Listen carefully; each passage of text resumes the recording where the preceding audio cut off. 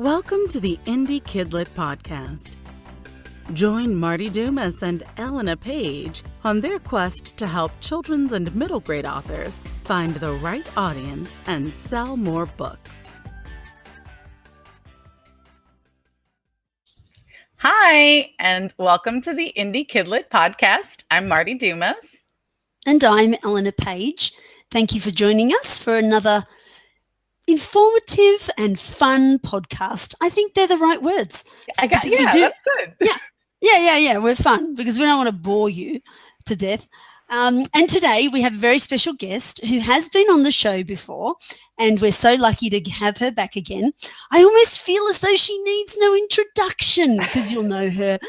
It is Karen Inglis, but I will give her a quick small introduction, and then she can fill us in on the rest. So Karen is a UK-based author whose book, The Secret Lake, I want to shout this from the rooftops because it's so wonderful, has hit the bestseller list on Amazon UK in 2018, Summer of, which is really just now. And her other books also include Walter Brown and the Magician's Hat, Ferdinand Fox and the Hedgehog, Henry Haynes and the Great Escape, Eek, The Runaway Alien, a few others, and very recently, the non-fiction book, How to Self-Publish and Market a Children's Book. Welcome to the show, Karen. Oh, thank you very much. It's my pleasure to be here, and I always enjoy listening to your podcast, so I'm really thrilled to be back on again. Well, you've had such a wonderful journey of, how many years you've been writing and your extreme expertise. That's why I said, it doesn't need an introduction apart from the fact that you've been on all the other podcasts at the moment. So you're the name in the know, which is great. But also you really know the children's publishing, I don't want to say game, but, the industry, and having done it as an independent publisher. Tell us a little bit about what led you to write this new book, How to Self-Publish and Market a Children's Book. Well, in a way, as you probably know, I've had a blog pretty much since the first time I started self-publishing. I tend to be, I used to teach English as a foreign language, and I've written in my day job professionally in terms of to help people understand how to do things which are quite complicated. So I've done it for the financial services industry, for tax and boring things like that. And right from the word go, when I started self-publishing, I wanted to document my journey, which I did through selfpublishingadventures.com. And over the years, that's had loads and loads of followers, and people often are saying to me, gosh, I really love the way that you write in plain English, and it's, yours is the most comprehensive site I've come across. It's got everything in one place. And so for several years now, people have been nagging me and saying, why don't you write a book? And I've been saying, yes, I'm going to. In the last 2 years, I was saying I was going to, but I just never had time. And this year, I just thought, I've got to do this. And so, come February time, finally, I just said, right, come on, I've got to go with it. And it was a lot of work, I have to say, a lot of work. But it felt actually, I'm glad that I hadn't done it until now, because as we all know, so many things have changed recently. And in fact, even when I was first planning it, things like AMS ads, had only really just started to come to the UK, for example, and they weren't a significant sort of element that I planned into the book in early days. But yes, so I just wanted to share my journey with other people, and I felt also we children's authors, it's a bit like your podcast, that there's so much out there, but it's not specifically for children's authors. And as we know, the challenges we face are slightly different from everybody else who can just go on social media and market directly to their audience. So, that's where it came from anyway. I find it really fascinating too that as you've now, committed to write the non-fiction book, that your own book also found success. It's almost like they happened at the same time. Yeah, that was absolute coincidence. But I remember, as I saw it starting to go up the UK charts, I thought, gosh, actually, this is really good, because it's sort of, it's what better timing could this happen? But it was nothing to do with the book. It was just the fact that it got visibility on Amazon. And, it's always been my bestseller. It's always been my bestseller at school events. But trying to get seen on Amazon was just so difficult before that. So wait, Karen, now I have questions, right? Sure, So yeah. so that literally happened out of the blue, or had you done some tweaking to the book? Like, did you have a new cover? Did you like tweak the blurb, or it really literally was exactly the same and just started moving?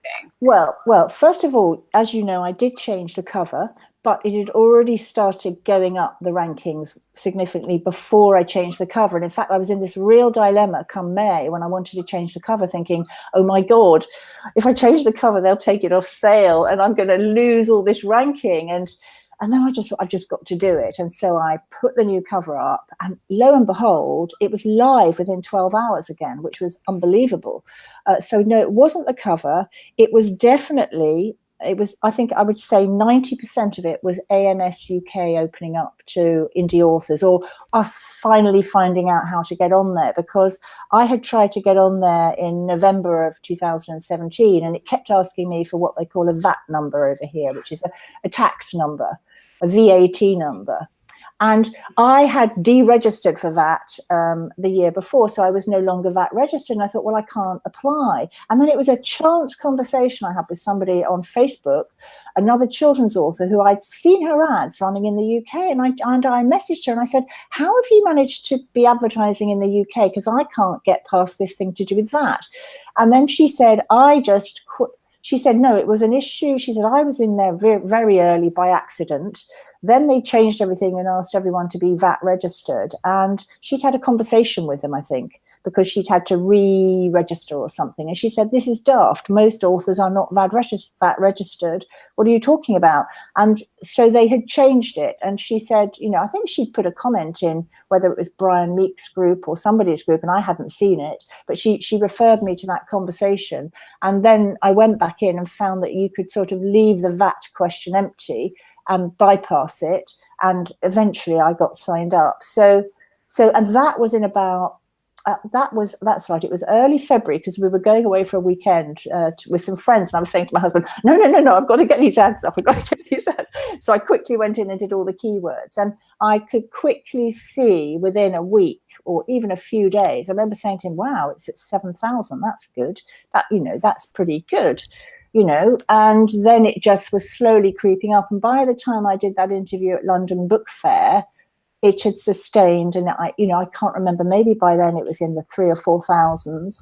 And I thought, oh, well, this is just a little blip. But it carried on, and it's carried on, and it's sustained over the summer, and it's even sustained now just as they've gone back to school. So, I mean, I'm terrified. I'm jinxing myself, but,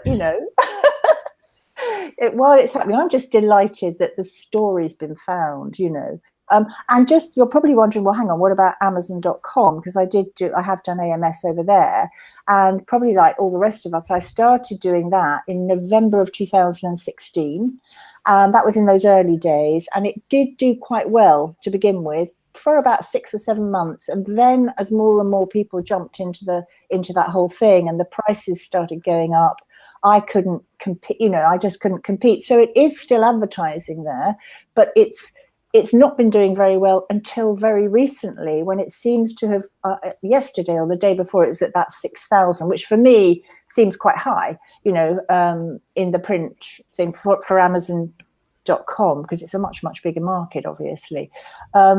And I think what might help with that, and it's probably and it's something I do mention in the book, is picking that thing that says use auto targeting, because I think what happens is, after a while, the algorithms start to learn about your book, and once it's been there a while, perhaps that's what's happened, and maybe it's doing that better. I don't know. And so that. But until quite recently, it was right down in the doldrums, and I wasn't doing anything extra over on AMS, because it's just so the bid to get any visibility were clearly way too high. And when did you release the book originally? Almost, you're going to laugh at this.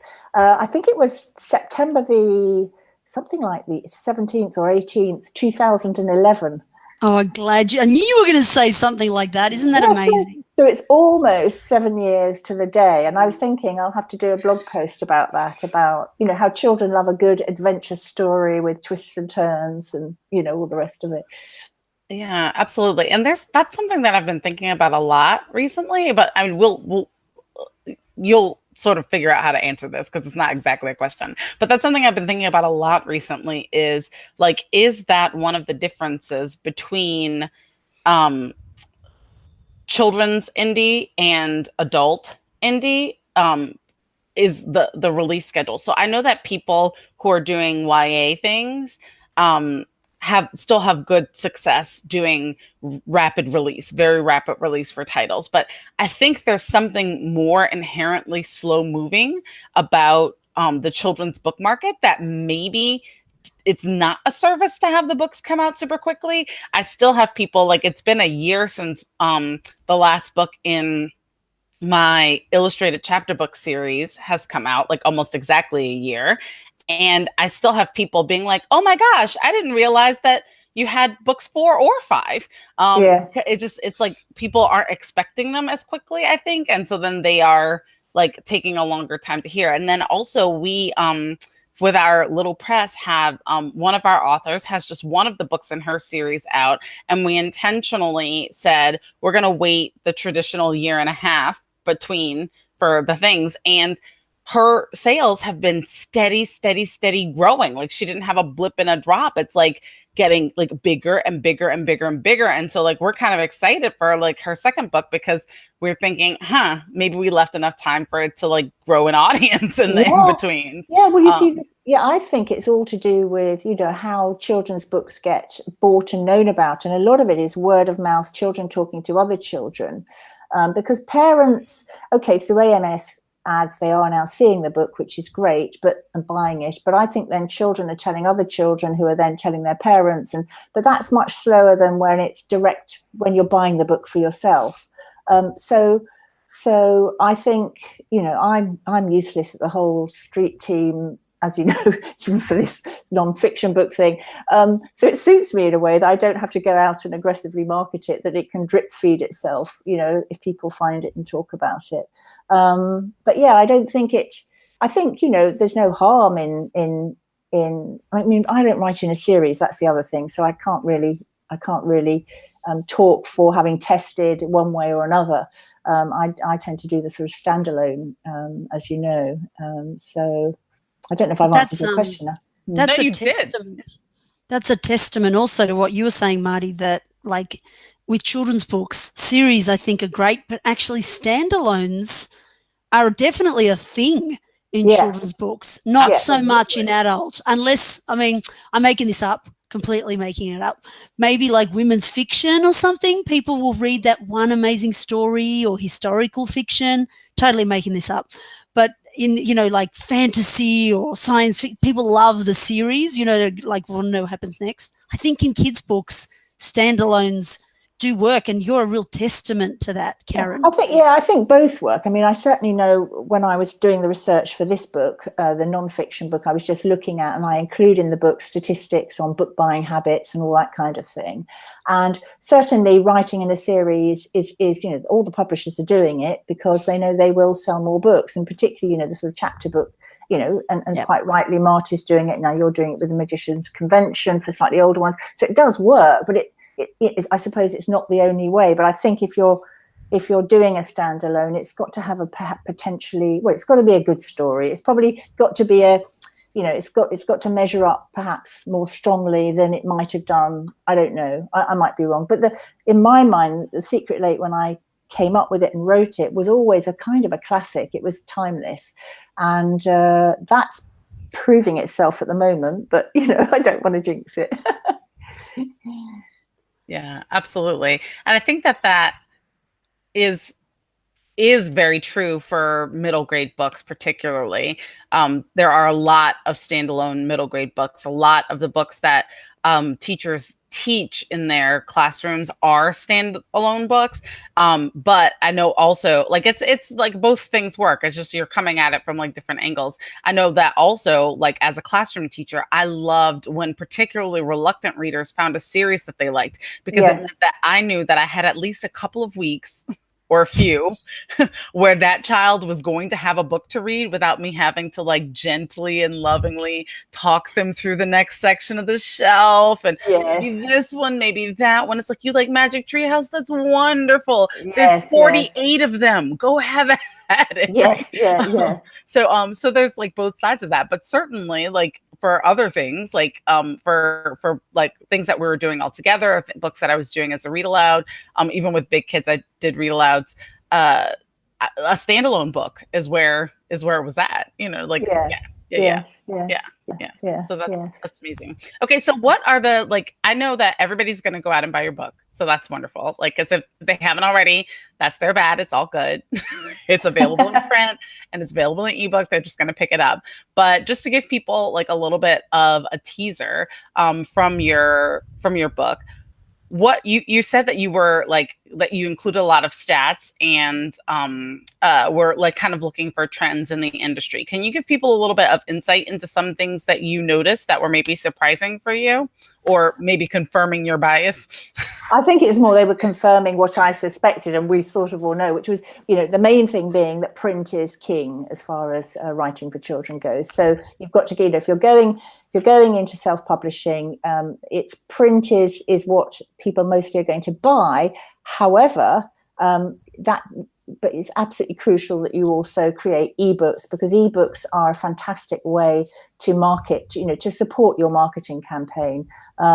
Even if they don't buy the ebook, just the fact they can see it online.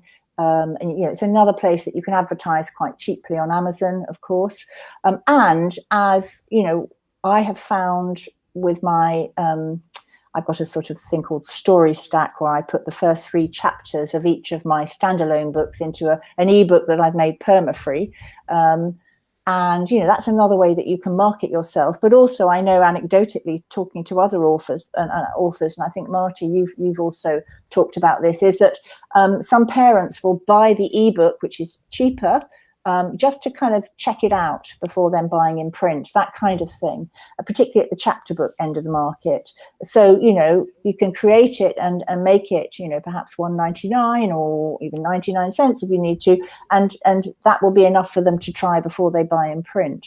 But print is, the statistics show, both over here in the UK and in the States, that most are reading in print, and actually even going up above age 11, I think, from recollection. So there was nothing that really surprised me. I'm just trying to think, but I don't know whether that might change going forward. I don't know. But having said that, there is a percentage of children who do like reading on Kindle or ebooks, so you can't discount any of them, and they're all, the absolute numbers that will buy. So I think that was the main thing. Trying to think whether, I think that was the main thing. No, that's good. I think we are like looking to the future because we can sort of see how the world is becoming more digital.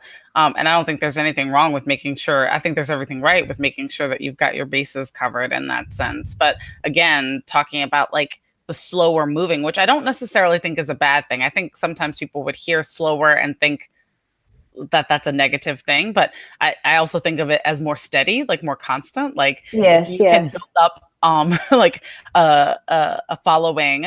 If your book becomes a classic, then in 80 years people are still going to be reading your book. Yes. So then that's that bit. But having it go a bit slower, the move to digital, I think it's good for people to know that like print still matters. And do you think that formatting and layout also have a lot to do with it, or are you just have a print version? Formatting and layout, what do you mean, for the print version and the e-version, or I meant for the print version, but either both? Yeah. Well, in terms of formatting and layout for the print version, in fact for both really, when you're talking about chapter books, I do think it's important that you consider things like your font, your line spacing, your naming of your chapters. I mean, sort of obvious things, but also it was interesting. I put examples in my book of how I came to choose the different fonts for The Secret Lake, for Eek the Runaway Alien, for Walter Brown, for example, because they were kind of aimed at slightly different audiences. And all those little nuances, I do think, make a difference. And also when you're planning for the books that perhaps for more reluctant readers, you're planning how many images you're going to include, where you're going to include them, all that kind of thing. So to particularly for reluctant readers, my aim was to, exactly like the child in your class, was to I wanted to put myself in my reader's shoes as to what will keep them turning the pages. And I thought, here we need an image there just to keep them going, to give them a little bit of support. Do you know what I mean? And so I put tips and things in the book as to how I did, an approach you can use to double check that you haven't got, you don't get to the end and you've produced the book and then you read through and say, oh God, there's a great chunk here. I needed a picture, but it's too late. If you see what I mean, you can plan all that in advance. So I think for print, that's important, but actually happily, and, God thank vellum.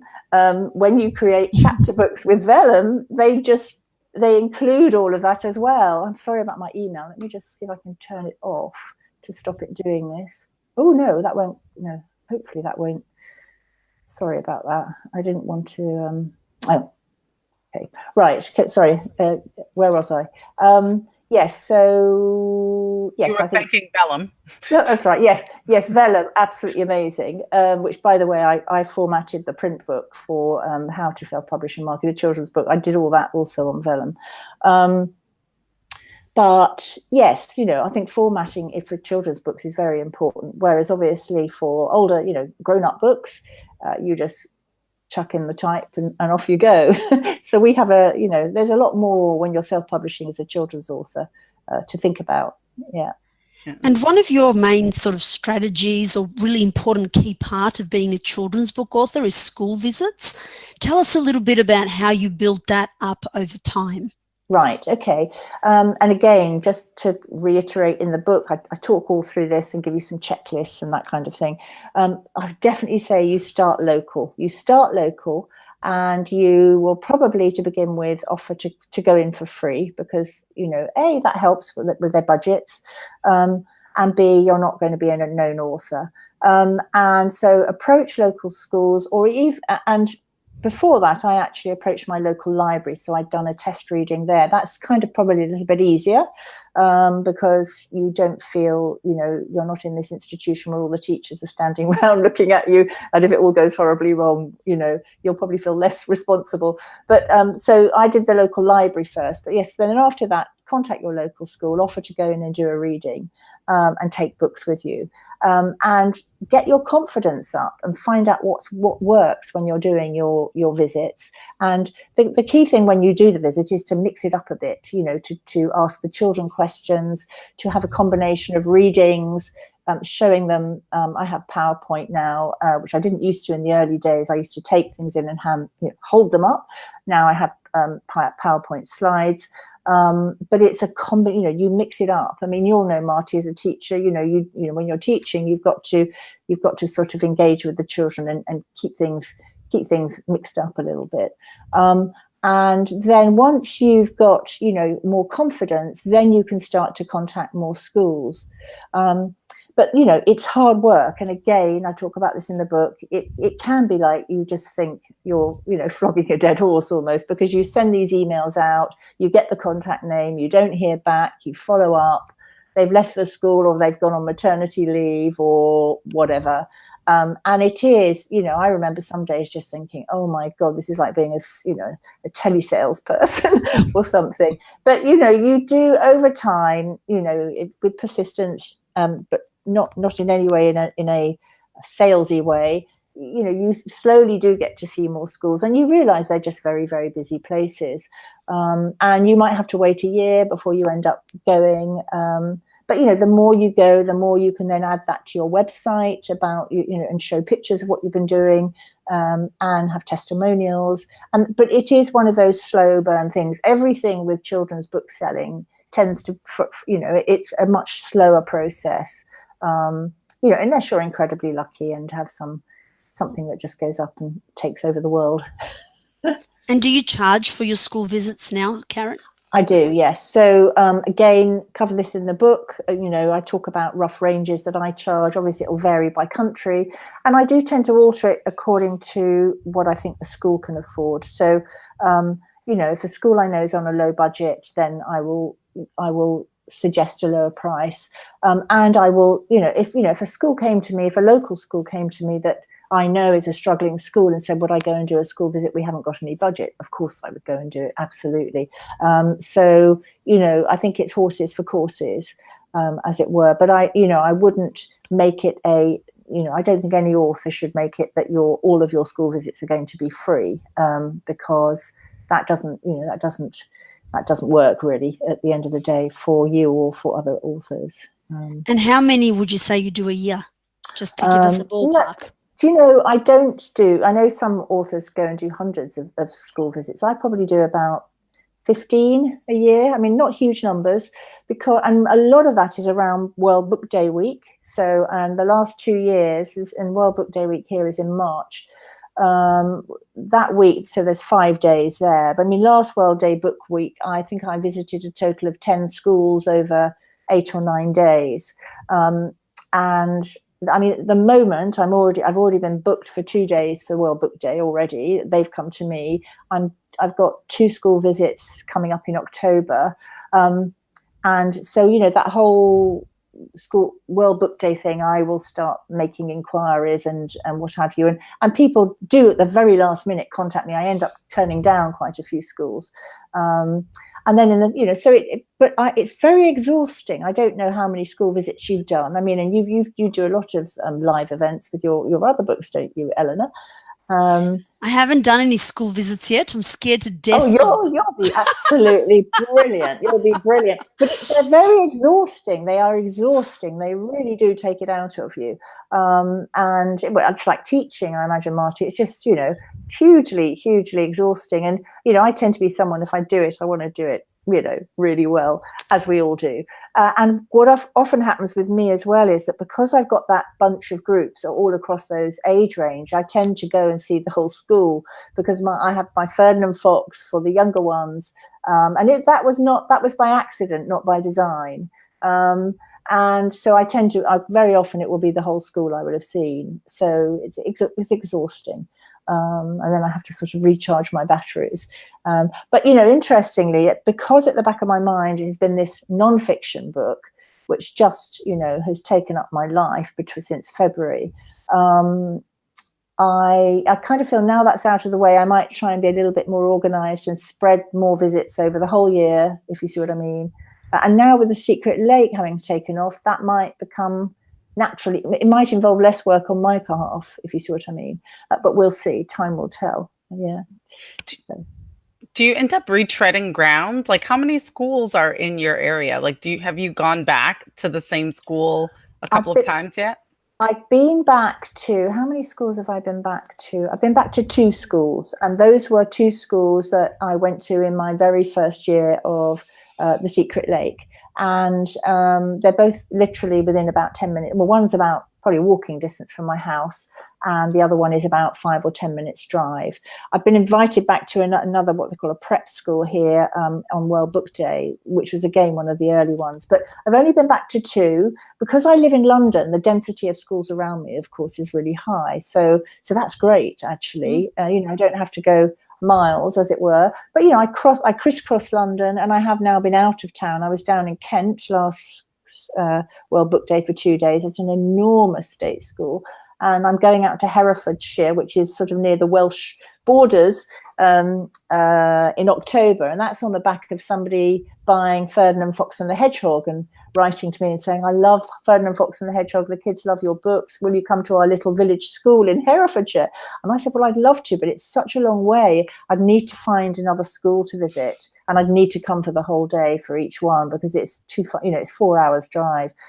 Anyway, that's all sorted now. So, yeah, I haven't repeated too many, but I've got quite a good choice. And I mean, I think you want to try and go to as many different schools as you can, of course. Yeah.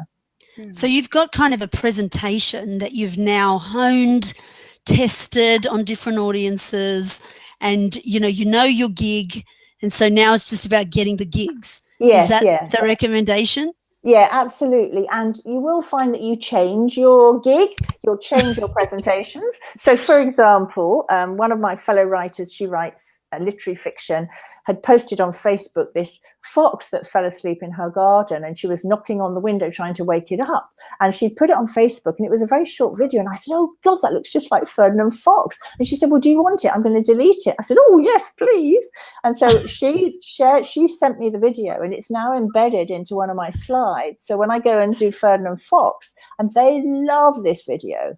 And so that changed. And then more recently, my brother, because my brother lives out in Hertfordshire, my mother's still out there as well, he saw, and I haven't done this yet, but this cute little hedgehog going up the road up the side of our house. He happened to be going out in the early evening, and he followed it with his camera, and we see very clearly there's this cute little hedgehog going up and over the road. So that's going to be in my next presentations.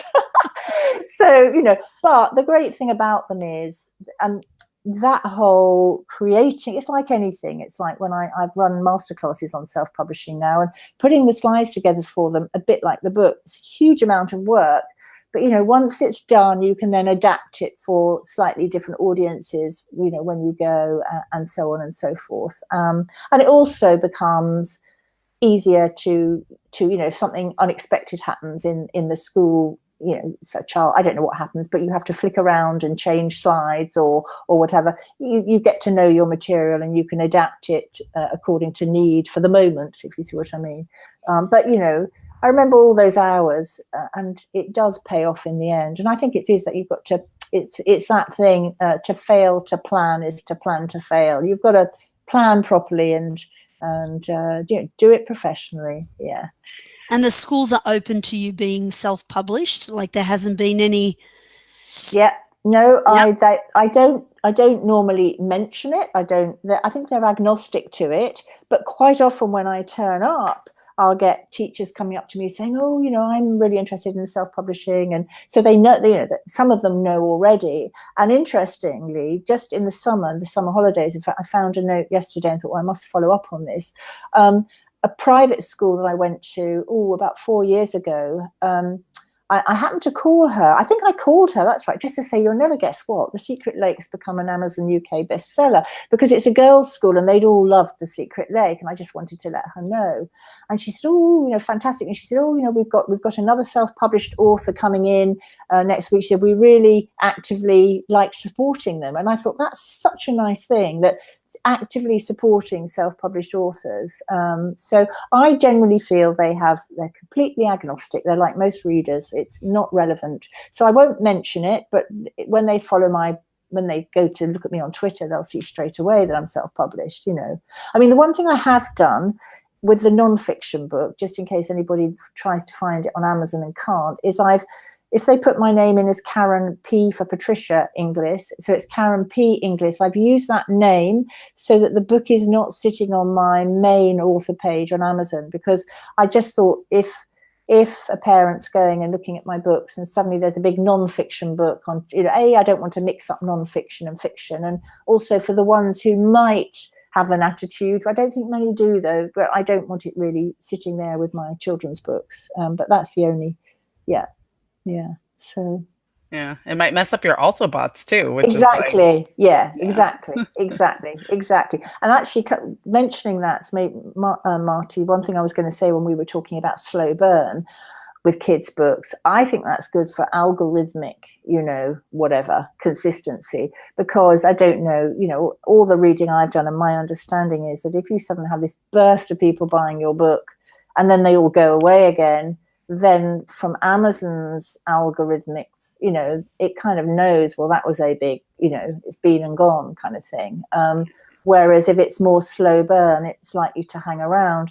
And actually, interestingly, a couple of times, I mean, I know it might not stay there, but while The Secret Lake has been doing quite well, I've seen some traditionally published books come and then slip away again. And I thought, why so? That's interesting. Okay, so now I'm no longer number 1 in historical, I'm number 4. Okay, but let's go and see who's overtaken me, because it's always, I'm always, Julia Donaldson is always ahead of me in I can't remember what her book is for historical. What on earth can it be? I can't think. But anyway, but it tends to be a book that's just won an award, like, you know, a traditionally published award overtook me, and I thought, oh well, that's me gone. But actually, they've slowly gone back down again, and The Secret Lake's sort of hovering there.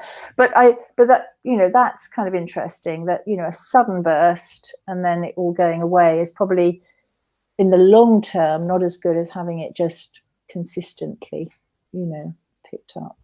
Yeah. That's true. And I mean, just if everybody's thinking about, or I suspect that that's true, if everybody's thinking about like how often changes in or suspected changes in Amazon algorithms pop up in news for people who are like indie or small press, then you're thinking like part of it is that they're trying to make sure that they're not having a bunch of scammers in their system. And so then it makes sense that they would deprioritize books that have like a 1 day or 2 day burst and then drop back, because those would maybe seem more like scam book. Yeah, exactly. But actually, I talk about this in the book. I talk about that and that whole thing we know about Amazon reviews and all that kind of thing, and which was also partly why when I published How to Self-Publish and Market a Children's Book, apart from the fact I just don't have my act together to do anything in advance, because I was terrified of even telling anyone about the book until I knew the Kindle version was available, because I don't want to tempt fate or put pressure on myself. But I also, you know, wasn't sure. I just thought, well, actually, you know, if people find the book and it slowly sells itself, that's fine. You know, I don't want to then try and get like hundreds of people to buy it and it has a spike and then disappears. I mean, I think it'll just do steady state, you know, get found hopefully. And yes, so you do need to be careful when you're launching a new book not to do that massive spike and then down again, or particularly if you're offering it at a very reduced price. I think that's one of the things they said they're going to pick up on. What I have come across, though, by the way, Eleanor, and my heart goes out to you. I've had somebody in Australia write to me to say, I've been trying to post a review of How to Self-Publish and Market a Children's Book, and it won't let me because I haven't spent enough money on Amazon, and it's frustrating me. And do you know, and I guess she hasn't spent enough on Amazon AU. So I just said to her, I think that's what it is. So she sent me the review, and I'm just going to put it on my blog or something. But it's really tricky now, isn't it? It's really tricky. Yeah. I don't leave reviews for people that I know at all anymore, because I keep hearing about reviews being taken down. I don't want to be flagged in any way, and I don't want the people that like, I don't want other people to be flagged in any way. Like there's some kind of weird review conspiracy going on. But I feel like I keep hearing about people having like reviews removed, or like this person suspected of having. It's like, okay, that's like too intense for me. And I suspect also that it might end up skewing those also bots as well. Yeah, exactly. I mean, I think what it does is, particularly if people are friends on Facebook, for example, it must somehow know that. I don't know. I think with us, where we're just in a group, that's different. And I think, you know, frankly, I don't know. I mean, this is the trouble with my book is I want people who are self-publishing to review it, because that's what the book's about. In fact, I might ask, or I was thinking I must talk to Orna Ross and see if she might do one of those reviews that goes at the top, you know. Blurb it. Yeah, in the blurb bit, because it, you know, throughout I'm saying to people, you know, join the Alliance of Independent Authors, which is, you know, which absolutely I genuinely think they should. But yeah, you know, it's difficult. It's tricky. You know, Amazon, I don't know what we're going to do with it. Is the book wide, or is it exclusive at the moment? Oh, it's wide. It's wide, and there it is. Look. Oh, beautiful! It's lovely. And it's Can you see this? If I do that, it's very thick. Yeah. Yeah, it's very thick, and it's got, you know, I don't know if you can see here. Yeah. But, no, there's lots of it, and there's also. Could you narrate for the people who can't see the video, though? Can I do narrate? Yes. Okay. Yes. So it's got, it's about an inch thick, It's got 259 pages and 30 chapters, and it's divided into how to self-publish. On the one hand, the first half, that's the process, and then the second half is how you go about your marketing. And there's also a bit in the beginning about in the first part about the money side of things, working out your RRP, your recommended retail price for print, and also negotiating and deciding on your discounts through Ingram Spark and with your local bookshops and things like that. So, it covers all that side of things. How did we get onto that? We were talking about something else, I think, weren't we? Or have I forgotten? We've all forgotten. Conversation is a free flow thing. It's exactly. Yeah. Yes. Throw us out throw me some other marketing gems I haven't heard of. Throw me some marketing. After my book now, honestly, my brain is like soup after this, I'll tell you. One thing that came in at the last minute, which was why the print book got delayed, were some of these wonderful things that came about, like book funnel print codes. Have you heard about those?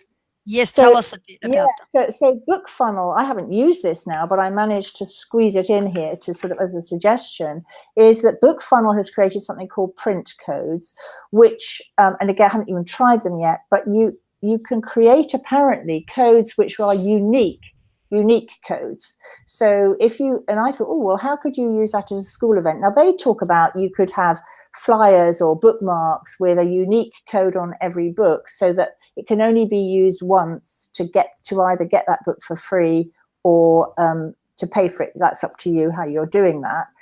But I thought, well, actually, that if you try to have a different code on every bookmark, your printing costs are going to be phenomenal, because you can't. I mean, unless there's something that's changed, perhaps there has, and I'm behind the times. But normally, you need to have the same item reprinted over and over. But then I thought, well, okay, you could have labels that you handwrite the code onto if needs be, and then put them on a postcard that you hand out at schools or something like that to anybody who hasn't bought the book who might want to. Or, you could also use a book funnel code in that way, one of their generic codes, which in other words, anyone can download, to again go to a school event, and those children who haven't bought the book, you can say, well, actually, you can get the first 3 chapters for free here, just so they don't go away with nothing, if you follow me. Because I've been in the cold face of writing this book, that came about literally just before I was about to put it out in the print thing. But I think there's lots of things that can be done there. Something else actually, which in fact isn't in the book, but I'll say it now because I've just been trying to catch up on admin. I spent literally 12 hours yesterday, and my kitchen table downstairs, I'll put a picture on Instagram later of it covered in this paperwork because it's all gone to pot while I've been getting the book out. But one thing I came across, a little note I'd made from somewhere, which was school events, take the first page of your book, maybe the first page of the opening chapter or the first 2 pages, as something on one sheet of paper that you can hand out and sign it, take it along with you, again, so that the children who haven't been able to buy a book, they get to take that away, and they also then get the first chapter of the book. So if they've got parents at home who just, how it is, they forget the money, they didn't order in advance, they've got something. And the parent might then read it, because we know it's the parent who might then actually say, well, okay, let's buy it. I don't know. This is for the children, and then if you get extra sales. So there's a couple of little things. But they're very creative things, which is great. And they're quite simple. They're quite simple. And I thought, well, that's doable, because you can print that off at home, and you could just sign them before you go, and those are spares, and with Canva, we know Canva is fantastic. You can make that all look very nice and what have you. Another thing is, again, in the book, I have a crossword for the Secret Lake, which is kind of clues and what have you. So that can be a download that they can go and get to do with the book, which again they were then up to, and I put the warnings in the book. You need to make sure that anything that involves them downloading and collecting email addresses it says you have to do this. You have to be over 13, so please ask your parents to do it for you, if you see what I mean. Yeah. Because of the whole data protection thing. So that's all covered in the book. Yeah. Do you talk mailing lists in the book? I do. I talk mailing lists, and I talk mailing lists in an honest fashion, in the sense that I say, do they work? They do for some people. I don't know. I think they do if you do them regularly. But again, I think it's the ones which are your slow, organic burn that are likely to work better. I suspect, I might be wrong, it might work better with non-fiction books than fiction, because the parent's going to have more of a vested interest in those books. But for me, it hasn't been a big, it's one of my, now this book's out of the way, I'm going to really try and get my mailing list working for me. Because again, this is with children's, it's so much harder. But I do talk about all the right ways, if you're going to try and build up a mailing list, how to do that organically, through, attracting the right people, i.e. parents. That's what you want, parents. You're not necessarily trying to get other children's writers, you're trying to target parents, aren't you? So it's a fine, it's quite a long, slow burn thing. And do you encourage teachers to join your mailing list? You particularly, I know that you're still working on it. We're all works in progress. So, well, that is Marti. It's in my book, and it's on my to-do list. So basically, what I do talk about, because you know how it is when you're writing a marketing strategy, you think, yeah, that's what I should be doing. That's what I should be doing. Yeah. And so two of the things that these sort of, as I was writing, was one is targeting, teachers and librarians potentially. Have a link on your website potentially that is aimed at them. It's obvious that that's your mailing list for them. And then the other thing that occurred to me as I wrote, and we've all heard it anecdotally anyway, was why not have one that specifically targets grandparents in a way, because they're the ones, they have a lot of time. So again, it's a little bit like if you're doing Facebook advertising, which personally I don't at the moment, but if you're going to target people, yes, teachers and grandparents could be good ones. And so, yes, so I think, because I think, but then it comes down to, okay, so what are you going to say to these teachers? You've got to have, what are you going to be emailing them? Or are you going to be emailing them that regularly? Do they want to be emailed that regularly? They're busy, aren't they? They're like parents. This is my view. And this is what I said to when I was on the Self-Publishing Formula podcast, is they're busy. They don't want a weekly email from me trying to sort of give them try and make out I'm not hoping they're going to buy my book. So, do you know what I mean? Yeah, no, I think that I haven't done this yet, so we can all try it together maybe.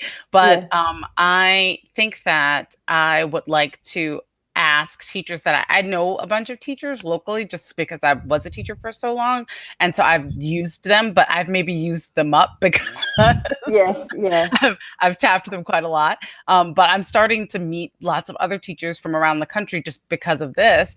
And I think that I would like to be able to tap them and talk to them about extra materials, or actually have them be people who are on the alpha team for books. And I often will send my alpha team an audio version of the books as well, because I think sometimes busy people can listen. Yeah, that's a good idea. Faster than the things. But I'm wondering if there are maybe some other things out there that something like that might be useful for.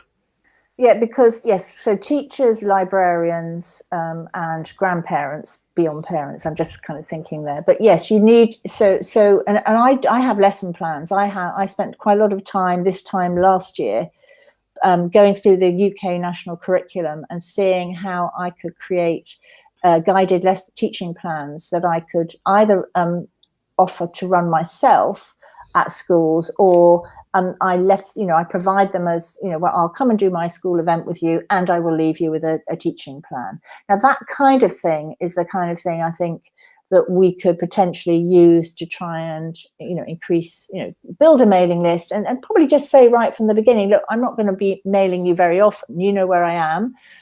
But, perhaps aim to do it once a quarter or something, get in touch with them. I don't know. I mean, and the other thing that's good for that, and I've done a few of these, and I think Marti, I've done Skype in the classroom visits. I don't know, have you done many of those, Marti? I have actually, and they're very chaotic, but also a ton of fun Yeah. because it's still new to the kids as well. So, Yeah. like, it's still fun just because they're doing like a Skype visit. So Yes. the Yes. pressure on Yeah. your content goes way, way down. Yeah, yeah. No, I mean, I've done three, I think. And in fact, Microsoft Education site did something weird, and they've recontacted me to say you can sign back in again. I don't know. They did something. I think it was all around that GDPR time. They must have done something. I don't know. So I've sort of fallen off the radar on there. I need to get back on. But again, if you're going to be building a mailing list for teachers, that will be another thing. You could say, look, I could do a reading from my book in the classroom, but and hopefully encourage them to buy the book beforehand so that they can all discuss it and know what questions to ask you. But it's all part of that slow burn, getting the word out about the books, isn't it? Yeah. So what are you writing next? Oh God, my tax return, I think. I'm way behind and all that kind of thing. Well, there's two things actually.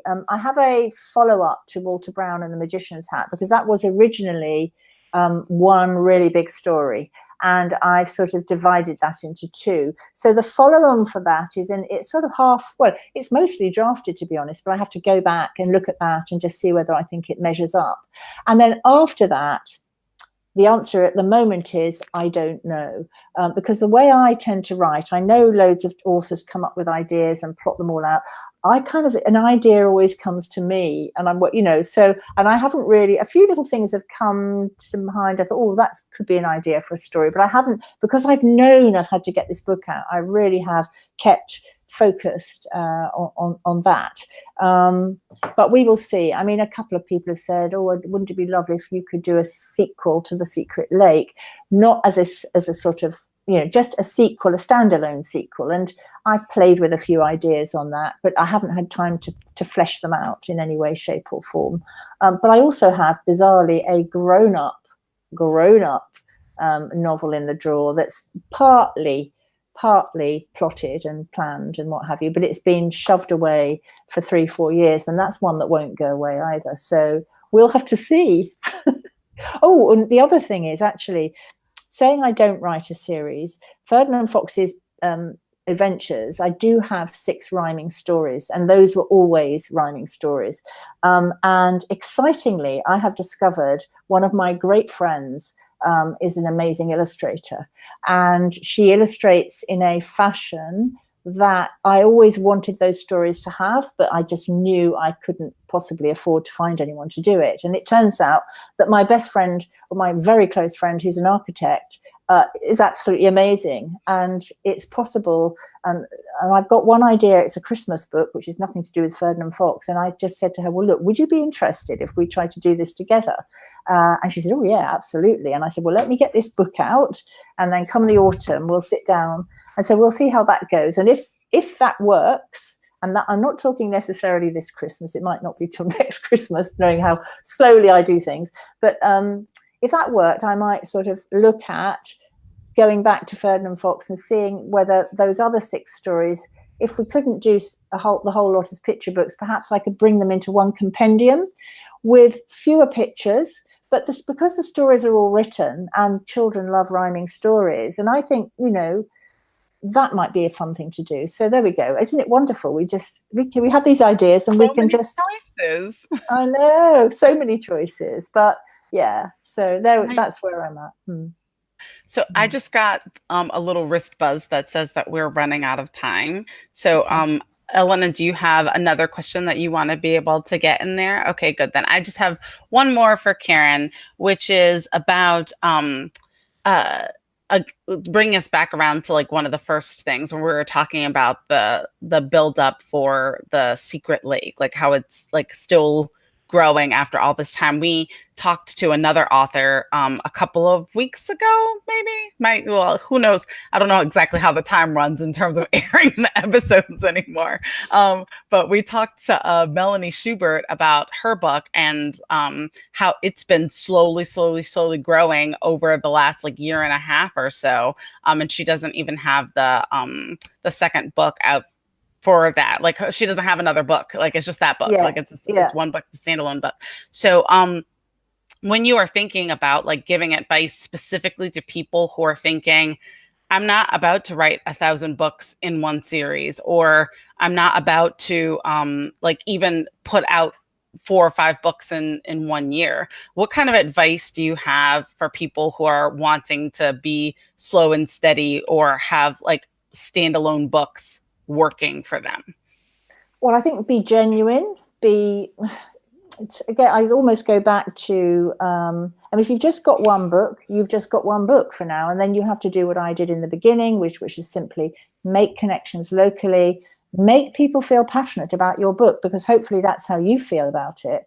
And I think if it's a good story and you've done everything that we all know you should do, which of course is set out in my book step by step, what you must do in terms of before you publish it, research the market, read around that age, make sure that it's appropriate for the age range and so on, use your editors and all that. So assuming you've done all that and it's a great book, then, passionately market it locally. And there will be times when you're, thinking, my gosh, the amount of work I'm putting in for no return. But that kind of goes with the territory. I think you just have to do that.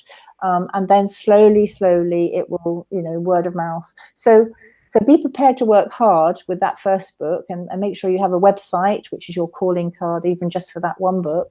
I don't really know, and then I just think people who are like me and don't produce fast books, they won't have a problem with that, I don't think, because I think that's just who you are and how you are. And as long as it's a good book and you believe in it and you market it, but you do have to put in the work on the marketing side. I don't know whether that answers. No, I think it does. It sounds like continue to be patient and work. Yeah, and do of course always keep learning. Listen to things like the Indie KidLit podcast. Because there are ways now that weren't available before to promote yourself online, to give yourself visibility online that there weren't before. And actually, one thing we haven't mentioned, which I've been experimenting with, but I really haven't had time, again, because I've been getting the book out to see how effective it is Pinterest. And I listened to your podcast on that. And by the way, your podcast is recommended in the book. You're yes. I didn't get to that part. Okay. No, it's in there. So the Indie KidLit podcast is recommended, and I refer people to a couple of your episodes, and I also at the end I have websites to visit, and one of them is Indie KidLit. I said you've got to come to this. So because and so I think yes. The other thing is that whole Pinterest thing. I haven't quite got my head around Pinterest, but I am experimenting with doing a little bit of advertising, very, very, very low amounts, but I haven't yet had time to analyze those results as to whether they're impacting whether people are going to Amazon. I can't, do you know what I mean? But yeah. So I'm just saying, whether you've got one book or a whole load, just make sure that you listen to places which are talking about what's happening in the self-publishing world. I believe in educating yourself all the time, and we can all learn from each other. That was really good. I feel like we want to end on that because that's No, you must look yourselves up afterwards. That means we have to keep doing this podcast forever now. You do. Yeah. So, Karen, do you mind pointing people to where you would like them to first visit you online? Okay, to visit me online, if you want to read about how to self-publish, I go to my blog. My website is called selfpublishingadventures.com, and you will find on there a link that says blog. I don't blog often, as I tell my book, but there is a big piece on there about this book. Now, I don't know when your podcast is likely to go out, having said that, so I don't, is it like maybe October-ish? Yeah. Okay. All right. So that's fine. Yeah. Okay. So anyway, there will be, if it's not the first blog piece, I might have done another one since, but there will be a sort of an overview of the book. And I've got the back cover on there and everything, talk about what's in there. But then obviously they can then, for my children's books, it's KarenInglisAuthor.com. And then if they want to just get a feel for what the book's like, you can obviously look inside on Amazon or get a sample through Amazon that way. Yeah. That's great.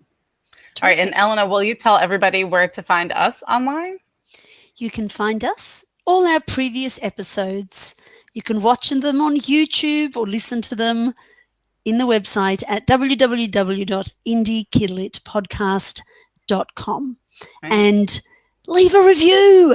Leave We a love review. reviews. They're so Yeah. awesome, yes. but only the 5-star ones. Like if you got like yes. 2-star, like send us an email for 2-star. Like Yes, yes. Well, happy to say the hear same. your email. Yeah, and I'll say the same for how to self-publish and market a children's book. There Please, you go. please leave a review. Yes. Be nice. Leave Karen a review. Yes. Great. All right. Oh.